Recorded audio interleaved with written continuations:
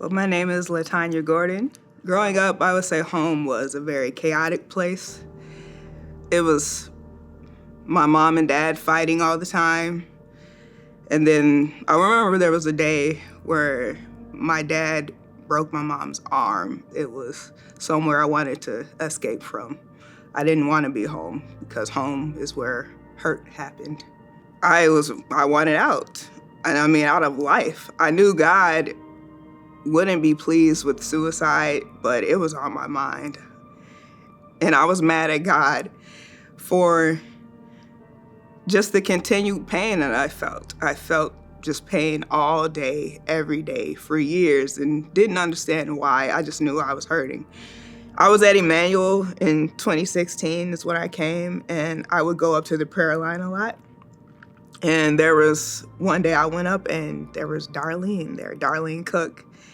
And she prayed for me, and I had asked prayer for, stuff about my dad and childhood abuse and stuff like that. And she introduced me to Door of Hope. Door of Hope really make relationships safe again. They listen. That's one of the things I would say was missing is I didn't have the words, but also it didn't feel like I had anybody that would even care to listen. They listen and they love. And they don't do it without Jesus. That's the most important part. The biggest lie that God healed me from, I would say, was that I was unworthy. I was unworthy of love, specifically. I was unlovable, and then I was bad. And that was really hard for me. But I went from being I was bad to I am innocent. He showed me that I was loved, and he sent people, and through Door of Hope would be people, but also people at Emmanuel who were just consistent. I needed the consistency to be able to, you're my daughter.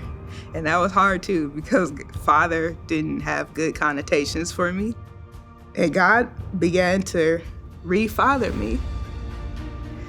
And that is just an out of this world experience. I have no words to really describe, but man, he walked with me in depths of just darkness and ugliness. And there are some parts of me that people probably would not want to see, but God saw, and he loved those parts too.